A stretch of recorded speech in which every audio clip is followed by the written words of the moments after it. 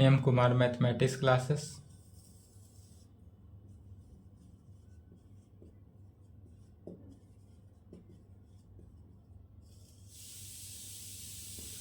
Class 11th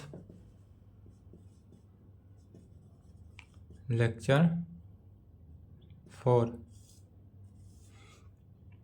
क्या चल रहा था? Sequence and series. Sequence and series में दूसरा नंबर चल रहा था जियोमेट्रिकल सीरीज। जियोमेट्रिक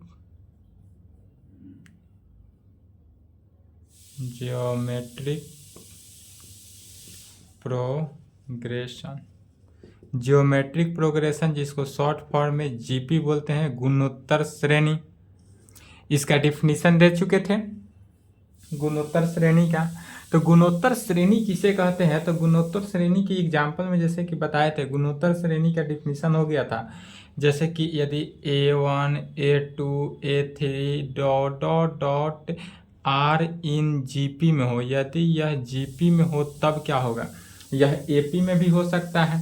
इफ यदि यह जीपी में हो तब क्या होगा? तो जीपी में होगा, एपी में पहले समझ लेते हैं। आर इन यदि यह एपी सीरीज में होगा, अरिथमेटिक प्रोग्रेशन जब एपी में होगा देन तब A2 माइनस A1 माने second term minus first term is equal to क्या होता है? Third term minus second term, third term minus second term. यदि हमारा यह सीरीज जो है एपी सीरीज हो तब एपी सीरीज को इस प्रकार से लिखते हैं कि सेकेंड फार्मूला आता है second term minus first term is equal to third term minus second term में। लेकिन यही यदि जीपी सीरीज में हो, यही यदि if A1 A2 A3 dot dot dot R in GP, यदि यह कैसा हो? जीपी सीरीज में हो। तो जब यह जीपी सीरीज में होगा तब अब इसमें जो डिफरेंस निकालते थे तब डिफरेंस नहीं निकालना है, अब क्या निकालना है? रेशियो निकालना है। अब इसको कैसे निकालते हैं? रेशियो निकालते हैं तो A2 बटा A1 माने second term divided by first term होता है। अब जो होता है वो second term divided by first term is equal to third term divided by second term. अब जो होगा second term divided by first term वह बराबर होगा किसके? Third term divided by second term में। या लिख सकते हैं fourth term divided by third term माने जो अगला टर्म है, जो टर्म का हम डिवाइड करेंगे जस्ट उसके पहले वाले टर्म से भाग देते हैं। जो सीरीज है उस सीरीज के जस्ट पहले वाले सीरीज से भाग देते हैं and so dot dot dot जाएगा। और इसी का नाम पड़ता है, क्या पड़ता है? Common ratio. इसी का नाम पड़ जाता है कॉमन रेशियो, जिसको शॉर्ट फॉर्म में CR या जनरली R से डिनोट करेंगे। R मतलब क्या हो गया? Common ratio. तो AP में D से सूचित करते थे, इसी का नाम होता है क्या कहते हैं? डिफरेंस होता था, सार्व अंतर, कॉमन डिफरेंस। लेकिन अब इसको D से सूचित करते थे, अब यह कॉमन रेशियो हो गया तो किससे सूचित करेंगे? R से सूचित करेंगे। तो अभी तक हम जाने थे कैसे कैसे निकालते हैं। A2 बटा A1 यह जो निकाले थे A2 by A1 is equal to R। यह A2 बाई A1 भी किसके इक्वल है? R के बराबर। तो यहाँ से A2 का वैल्यू क्या निकलता है? AR। A2 is equal to AR। A3 by A2 किसके इक्वल है? तो यह भी R के इक्वल है। तो यहाँ से A3 का वैल्यू क्या निकल जाएगा? A2R। यहाँ से इसका वैल्यू क्या निकलेगा? A2R में। यही A4 बाई A3 माने fourth term divided by third term.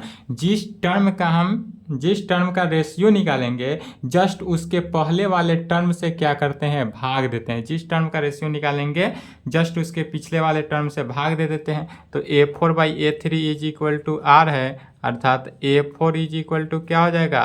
A3R। A4 is equal to क्या निकला? यहाँ से A3R में निकल गया and so dot dot dot यह वैल्यू निकलते जाता है। तो यहाँ तक कल के क्लास में हो गया था, कल के क्लास में यहाँ तक बता दिए थे ना। चलिए अब इसी में लिखेंगे।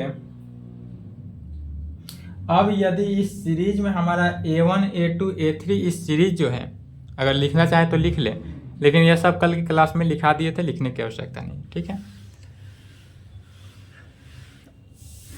अब यदि हम मान लेते हैं, यहाँ से देखते हैं, लेट यदि मानते हैं क्या फर्स्ट टर्म हमारा ए हो, यदि हम फर्स्ट टर्म को हम ए मानते हैं, क्या मानते हैं, फर्स्ट टर्म को ए मानते हैं एंड कॉमन रेशियो आर हो जाएगा, एंड कॉमन रेशियो क्या हो गया, आर हो गया।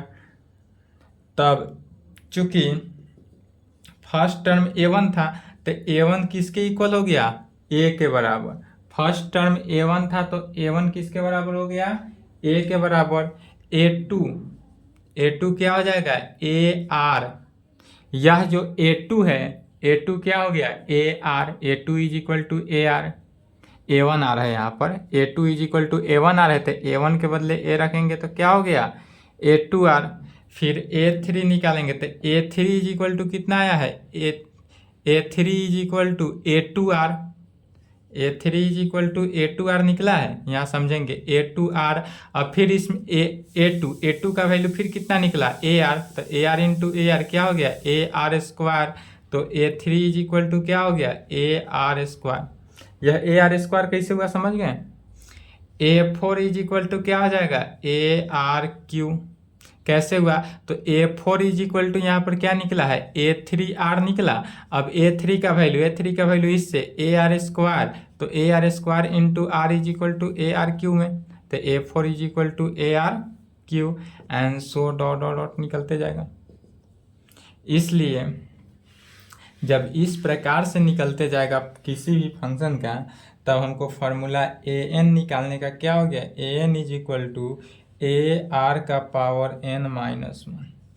A N is equal to क्या हो जाएगा, A N is equal to A R का power N minus 1। A N is equal to A R का पावर एन माइनस 1। जैसे कि एग्जाम्पल में गिवन जीपी सीरीज, यदि जीपी सीरीज दिया हो 2, 6, 18, 54 डॉट डॉट डॉट, तो इसमें इस जीपी सीरीज में यह सीरीज दिया हुआ है, तो इसमें सबसे पहले किसका वैल्यू निकालेंगे, ए का वैल्यू। तो ए बराबर कितना है, 2 है। एंड आर का वैल्यू कैसे निकालते हैं, सेकेंड टर्म फार्मूला क्या होता है, A2 divided by A1. A2 का वैल्यू कितना है, ए2 6 है, अब डिवाइडेड बाई ए1 2 है, कैंसिल किए कितना 3। आर का वैल्यू कितना निकल गया, 3। इसलिए अब यदि हम ए एन का वैल्यू निकालना चाहते हैं, ए एन का है, ए एन ए1 निकालते, ए1 नहीं ए10 निकालते हैं। चलिए ए 11th क्लास है तो 11 निकालेंगे। ए11 जब निकालेंगे तो क्या आ जाएगा, इसी फार्मूला पर रखेंगे ए11 का, या डायरेक्ट पहले फार्मूला लिख देते हैं। इसलिए A N is equal to A R का पावर एन माइनस 1। दूसरा में ए11 निकालेंगे तो ए की जगह पर क्या हो गया, 2 रखना है, तो 2 इंटू आर का जगह पर 3 निकला, तो 3 का पावर एन माइनस 3 का पावर एन माइनस 1 में।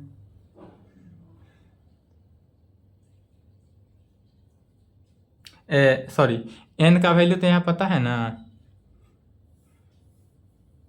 ए एन निकालते हैं पहले। ए एन इज इक्वल टू ए के बगल में कितना है, 2 है, तो ए का वैल्यू 2 रखे। आर की वैल्यू 3 का पावर एन माइनस 1। 3 का पावर क्या हो गया, एन माइनस 1। दूसरा निकालते हैं ए11 कैसे निकालेंगे, तो ए की जगह पर 2 है तो 2 रखे, आर की जगह पर कितना है 3 है तो 3 रखे, एन की जगह पर कितना है 11 है तो 11 माइनस 1, अर्थात 2 इंटू 3 के पावर 10 मल्टीप्लाई करेंगे, आंसर लाएंगे। एंड सो इस प्रकार से इसी तरह कोई भी वैल्यू आएगा तो निकाल सकते हैं, डॉट डॉट कोई भी वैल्यू आएगा निकाल सकते हैं। तो चलिए यहाँ तक लिखेंगे।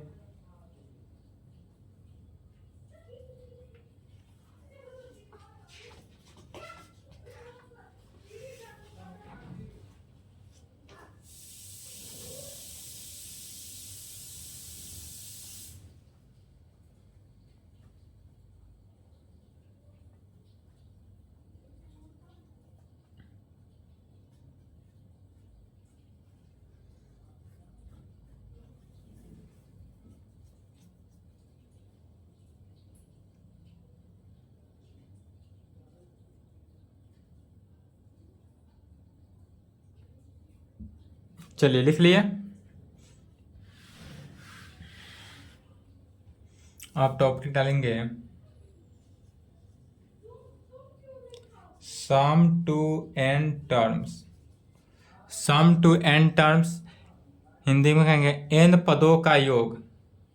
एन पदों का योग एसन से डिनोट करते हैं। एन पदों का योग एसन से इसको सूचित करते हैं। तो हमारे पास जो एसन होता है एसन का फॉर्मूला के एसन या सीरीज जो है एपी में जिस तरह निकाले थे सेम उसी प्रकार जीपी में निकालना है। एपी का सीरीज क्या लेकर चले थे ए लेकर चले थे plus D plus 2d plus dot dot लेकर चले थे कहाँ तक a plus N minus 1 into D तक। लेकिन अब यह जीपी सीरीज है तो जीपी सीरीज में एनवा टर्म क्या है ए आर का पावर एन माइनस 1। तो जीपी सीरीज इस प्रकार चलता है A plus A R. GP series always इसी प्रकार चलेगा जिस तरह लिखा जा रहा है A plus A R first term हुआ, second term plus A R square third term plus dot dot dot plus कहाँ तक जाएगा ए आर का पावर एन माइनस 1।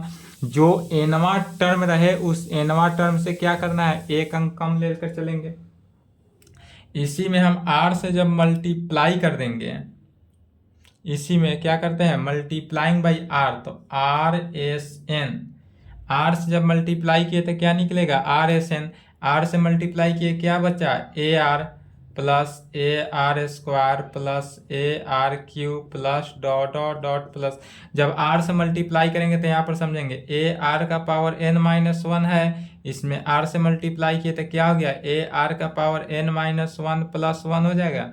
1 से 1 कैंसिल ए आर का पावर एन तो प्लस ए आर का power N term, are का पावर एन टर्म्स तक जाएगा।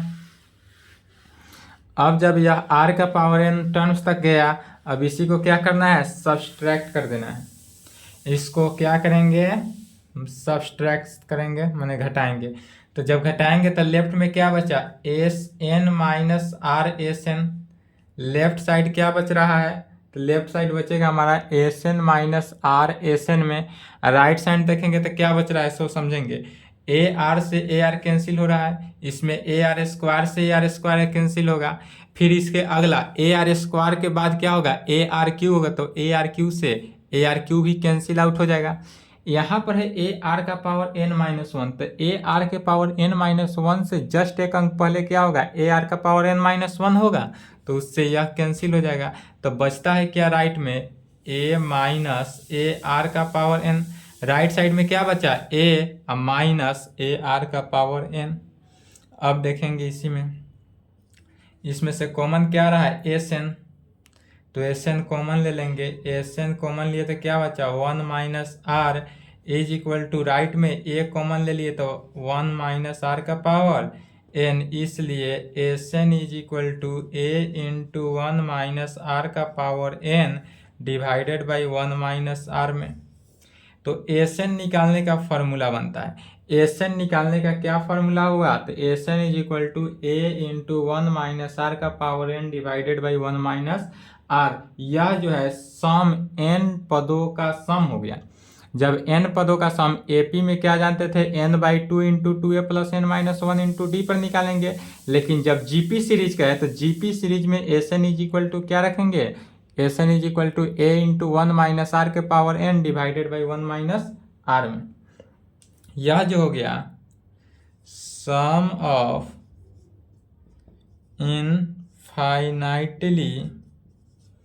इनफाइनाइटली टर्म्स के लिए व्हेन जब modulus of R less than 1 हो।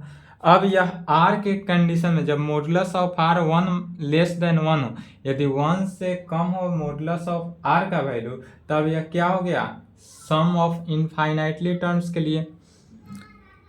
We know that infinite term के लिए निकाला जा रहा है जब मॉडुलस क्या हो लेस देन 1 हो, या इनफाइनाइट एस इन्फिनिटी का भी वैल्यू निकलता है। तो एस इन्फिनिटी का वैल्यू कब निकलेगा जब मॉडुलस ऑफ आर जो है वह लेस देन 1 के कंडीशन में हो, तब कैसे तो वी नो डैट हम तो एस एन का वैल्यू जानते हैं। वी नो डैट क्या जानते हैं? तो S N is equal to हम जानते हैं ए इंटू 1 - r के power n divided by 1 - r, तो हमको पता ही है, या वैल्यू हमको क्या है पता है। लेकिन इसी में क्या करेंगे, limit n tends to infinity लेना है। Taking limit n tends to infinity in both side. Taking limit n tends to infinity in both side, तो लेफ्ट में क्या बचा, limit n tends to infinity S N is equal to, right में हो गया limit n tends to infinity a into 1 - r का power n divided by 1 - r में, 1 - r में, इसी में वैल्यू को पुट करेंगे। तो n limit n tends to infinity S N जो है किसके बराबर हो गया, एस इन्फिनिटी के। S infinity is equal to, right में भी n का वैल्यू इन्फिनिटी रखेंगे तो क्या होता है, a इंटू 1 - r के power infinity divided by 1 - r divided by 1 - r। किसी भी पावर का, किसी भी फंक्शन का पावर इन्फिनिटी होता है तो वह वैल्यू क्या होता है, 0। तो a into 1 - 0 divided by 1 - r, इसलिए s infinity is equal to क्या बचा, a डिवाइडेड बाई 1 - r। अगर s इन्फिनिटी निकालना हो तो कैसे निकालेंगे, a डिवाइडेड बाई 1 - r में। और यह कंडीशन कब होगा, व्हेन, जब मॉडुलस ऑफ r जो है लेस देन 1 के कंडीशन में हो तब।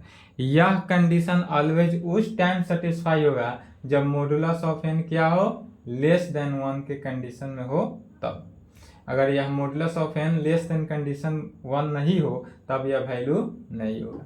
और यह चूंकि, इसको कैसे लिख दिए, limit n tends to infinity S N is equal to क्या हो गया, एस इन्फिनिटी, और r का पावर n है, r के पावर n को इन्फिनिटी का 0 कैसे लिखें, तो जब modulus of r less than 1 है तो लेस देन 1 के कंडीशन में यहाँ पर कह सकते हैं कि हमारा जो लिमिट है n tends to infinity r का पावर n, यह किसके इक्वल हो जाएगा, 0 के इक्वल होगा। तो यह 0 क्यों हुआ, व्हेन, जब modulus of r less than 1 हो, क्या हो, modulus of r less than 1 हो, अर्थात जब लिमिट हम किसी भी फंक्शन का लिमिट r का पावर n करते हैं, monotonic decreasing sequence tends to 0 as A n tends to infinity.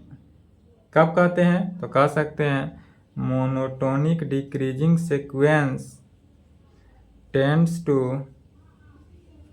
0 tends to, चलिए यहाँ तक लिखे तो as n tends to infinity, यहाँ तक लिखें। दो फार्मूला, n पदों का योग कहे, n पदों का योग निकालना हो तो a इंटू 1 - r के power n divided by 1 - r। s infinity निकालना हो तो a डिवाइडेड बाई 1 - r आया, और n पदों तक निकालना हो a n, तो a n is equal to क्या पढ़े, तो a n is equal to a r का पावर n - 1। चलिए यहाँ तक लिखें।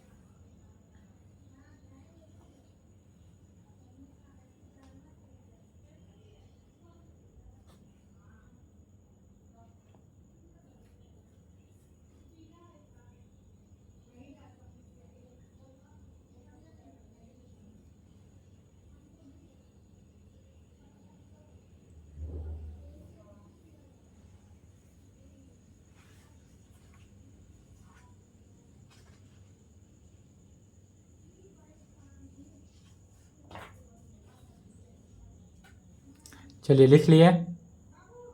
नहीं लिखे तो वीडियो रोकेंगे।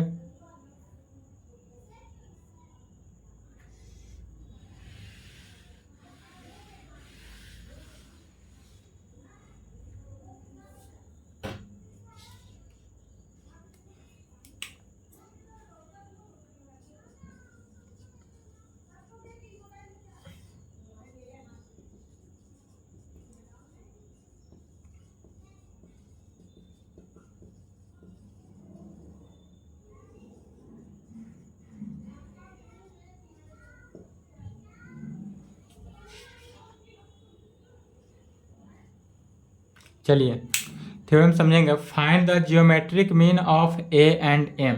ए और एम के बीच जियोमेट्रिक मीन निकालना है, तो जियोमेट्रिक मीन को जी एम से डिनोट करते हैं।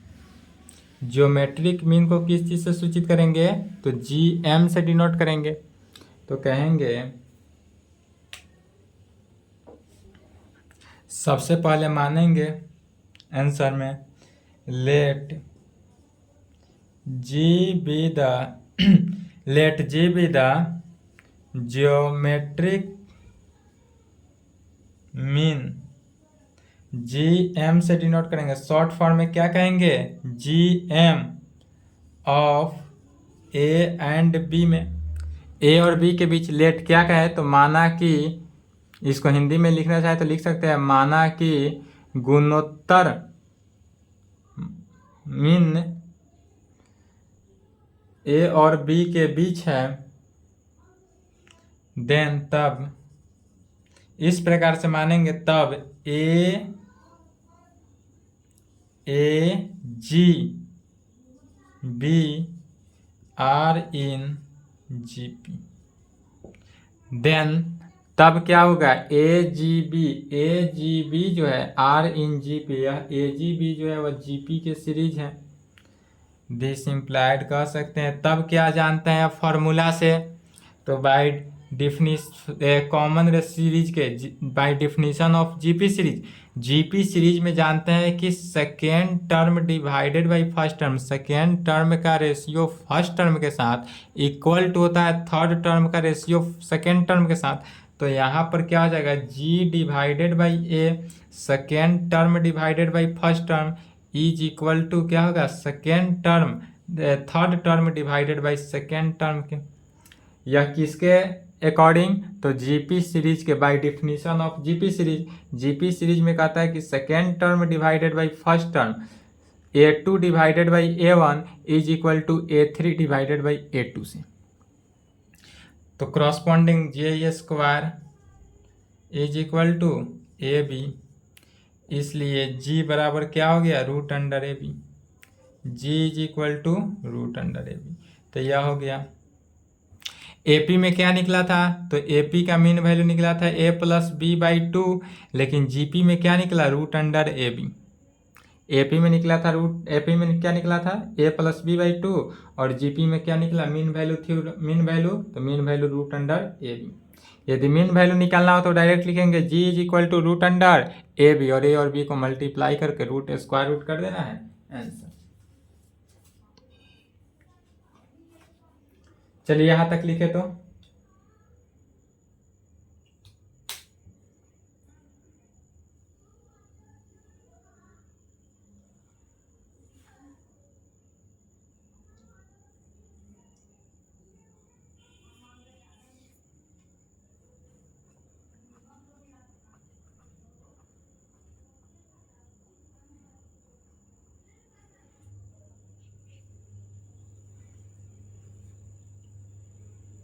चलिए लिख लिए।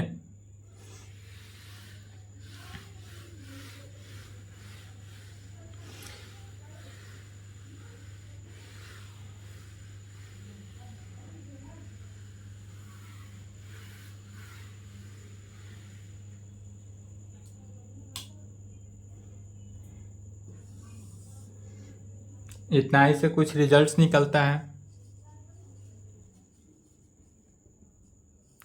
रिजल्ट्स में लिखेंगे एन बराबर, एन पदों तक अगर निकालना हो तो एन पदों तक कैसे निकालते हैं, ए आर का पावर एन माइनस वन, जो फॉर्मूला जाने, तो N is equal to A R का पावर एन माइनस वन में यदि एसएन निकालना हो तो एन पदों का योग निकालना हो तो एन पदों का योग is equal to A into 1 minus R का power N divided by 1 minus R में जस्ट फार्मूला जाने, जो फार्मूला भी निकाले हैं उसी को। यह कब होगा तो वेन जब आर लेस देन 1 हो, आर का वैल्यू लेस देन 1 होना चाहिए, मैंने 1 से छोटा होगा। तो जब आर का वैल्यू 1 से छोटा होगा तब यह फार्मूला यूज करना है।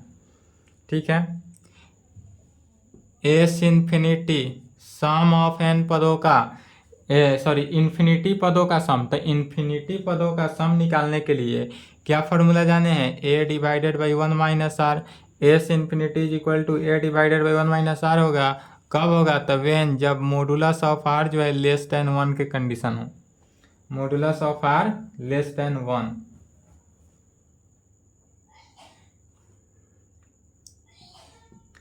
S N is equal to एक होता है ए इंटू आर का पावर एन माइनस 1, आर का power N minus 1 divided by R minus 1 में। और यह वैल्यू कब होगा, वेन जब आर का वैल्यू ग्रेटर देन 1 हो। जब आर का वैल्यू 1 से बड़ा हो तो एस एन पदों का योग निकालने का फॉर्मूला हुआ ए इंटू आर का power N minus 1 divided by R minus 1 हुआ। लेकिन जब लेस के कंडीशन में हो तो यह यूज करेंगे और ग्रेटर कंडीशन में इसको यूज करना है। कुछ नहीं किए, दोनों से माइनस कॉमन लेके कैंसिल आउट कर दिए ताकि सॉल्यूशन माइनस ना आए। S N is equal to क्या हो गया, एन ए। कब होगा, वेन जब आर इज इक्वल टू 1 रखें। अब इसी में अगर हम आर का वैल्यू 1 रखते हैं तो एस एन का वैल्यू क्या आता है, एन ए के इक्वल। एन ए आर का वैल्यू क्या 1 रखने पर, आर का वैल्यू जब 1 रखेंगे तो एस एन का वैल्यू एन ए।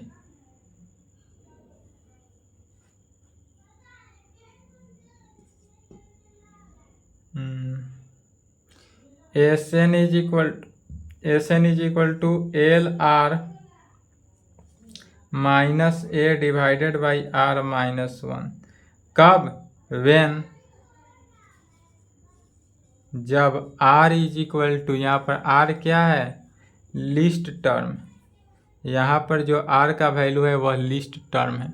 चलिए यहाँ तक लिखे तो r is equal to last term, यहाँ तक लिखें।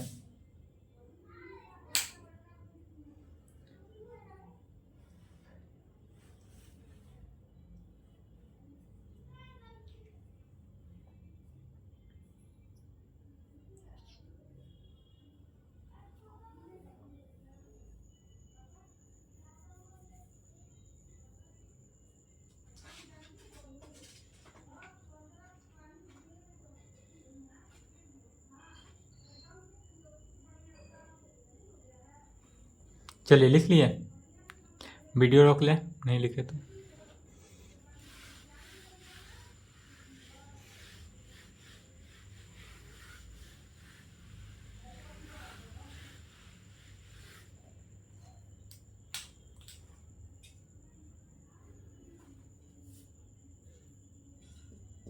शब्दों में कहेंगे geometric mean of A and B. A और बी के बीच ज्योमेट्रिक मीन क्या निकला, तो root under A B. Geometric mean of A and B is equal to root under A B में। नेक्स्ट पॉइंट में कहेंगे यदि G1 into G2 into G3 into dot dot dot Gn तक यदि हम जाते हैं, कहाँ तक जाते हैं, Gn। G1 माने गुणोत्तर श्रेणी 1, गुणोत्तर श्रेणी 2, गुणोत्तर श्रेणी 3, गुणोत्तर श्रेणी nवां पल तक जाते हैं तो इसका वैल्यू क्या हो जाता है, रूट अंडर ए बी का power n, root under A B का पावर n पदों तक। फिर यदि हमको कोई भी गुणोत्तर श्रेणी नहीं दे, कहे कि 3 गुणोत्तर श्रेणी निकालना है, जियोमेट्रिक प्रोग्रेस निकालना है, तो कैसे निकालेंगे, तो इफ 3 नंबर्स आर, यदि कहे if 3 numbers are in GP then choose कहें या लेट कहें, जब भी ज्योमेट्रिक सीरीज निकालने के लिए कहे, ज्योमेट्रिक प्रोग्रेस, जब भी ज्योमेट्रिक प्रोग्रेस निकालने के लिए कहे और कोई ज्योमेट्रिक प्रोग्रेस नहीं दे, ज्योमेट्रिक प्रोग्रेस देगा नहीं, ए और आर का वैल्यू दे देगा, ज्योमेट्रिक प्रोग्रेस निकालना हो तो ऑलवेज क्या मानना है, ए डिवाइडेड बाई आर, ए और ए आर। और यही यदि 4 कहे, if 4 numbers are in GP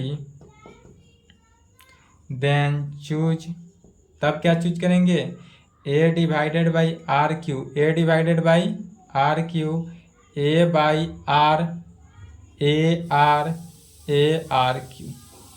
तब क्या चूज करना है, A divided by R Q, A by R, A R और ए आर क्यू। यहाँ तक रिजल्ट लिखेंगे और इतना ही पे आपका गुणोत्तर श्रेणी ज्योमेट्रिक प्रोग्रेस का जितने भी प्रॉब्लम हैं सभी के सभी सॉल्व हो जाएगा। ठीक है, इसके बाद अब तीसरा आता है कौन सा, harmonic progression, HP। Next class में, आज के क्लास को यहीं पे समाप्त करते हैं। इसके आगे हो जाएगा 3rd number, harmonic progression, harmonic progression. तो यहाँ तक कंप्लीट करेंगे, क्वेश्चन भी बनाने का कोशिश करेंगे, क्वेश्चन बनाएंगे खुद बन जाएगा, AP GP का क्वेश्चन बन जाएगा, HP का क्वेश्चन कल के क्लास के बाद बन जाएगा। चलिए यहाँ तक कंप्लीट करें, आज की क्लास को यहीं पे संपन्न करते हैं।